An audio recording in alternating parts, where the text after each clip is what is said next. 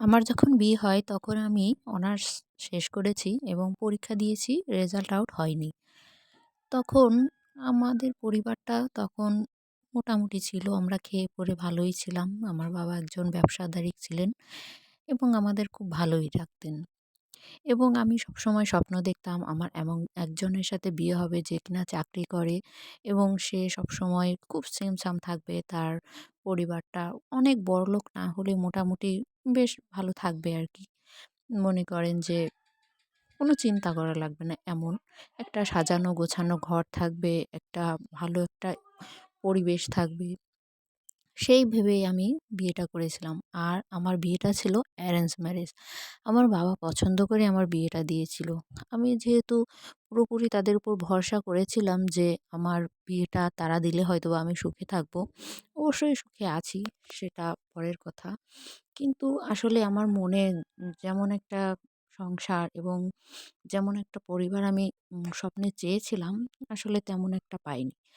১ম এই যখন আমি বিয়ের জন্য রাজি হয়েছি, তখন আমি আসলে আগে পিছে তেমন কিছুই ভাবিনি। যেহেতু বাবা বিয়েটা ঠিক করেছে, তাই আমি তেমন খোঁজখবর না নিয়েই আরকি, মানে দেখাশোনা না করেই বিয়েতে রাজি হয়েছি এবং বিয়েটা আমার হয়েই গেল।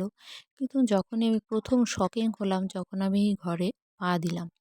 কারণ এই বাড়িতে এসে আমি দেখলাম এখানে কোনো রুমের সিস্টেমই নেই এবং ঘরে এপাশে একটা খাট, ওপাশে একটা খাট। মাঝখানে আমাদের খাটের পাশে একটা পর্দা দেওয়া এবং আরেকটু ওই পাশে যে খাটটা সেখানে সে তার বোন ঘুমায়। মানে প্রাইভেসির কোনো পও এখানে ছিল না।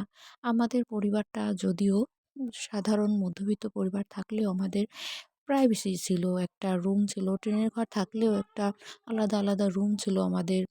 মানে প্রাইভেসি ছিল। কিন্তু এখানে তেমন কোনো প্রাইভেসিই নাই। আর জিনিসপত্র তো তেমন ছিলই না।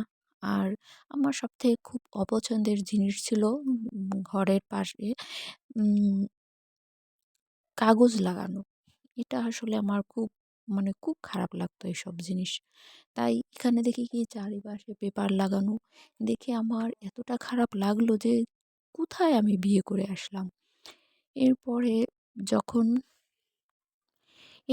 যখন আমার কিছুদিন গেল, মানে কয়েকদিন পরে সে আমার হাসব্যান্ড যিনি, তিনি আমার সাথে কোনো কথা শেয়ারই করে না। সে তার পরিবারের সকল মানুষের সাথে কথা শেয়ার করে, সবার সাথেই করে। কিন্তু সে আমার কাছে কোনো কথাই শেয়ার করে না। মানে আমাকে হয়তোবা তারা পরিবারের কাছে আপনই মনে করছিল না। এরপরে আমি আরেকটা শক পেলাম। সে আসলে একটা ওষুধের দোকান ছিল তার। আমি তো ভাবতাম যে একটা ওষুধের দোকান মানে হয়তোবা দোকানটায় অনেক, অনেক, অনেক ওষুধ ভরা। কিন্তু যখন সেখানে আমি গিয়ে দেখি মাত্র কয়েকটা মাত্র ওষুধ। দেখে আসলে আমার মাথায় বাজ পড়েছে। কোথায় আমি বিয়ে করে আসলাম? এরা কারা? এরা আসলে মানে দিন আনে দিন খায় এইরকম জমিজমা করে এবং মানে একটা কেমন যেন পরিবার। আমি আসলে এদের সাথে খাপ খাওয়াতে আমার একটু কষ্টই হচ্ছিল। কিন্তু কি আর করা, নিয়তি তো মেনে নিতেই হবে। তাই আর কি এখনো আছি সেখানে।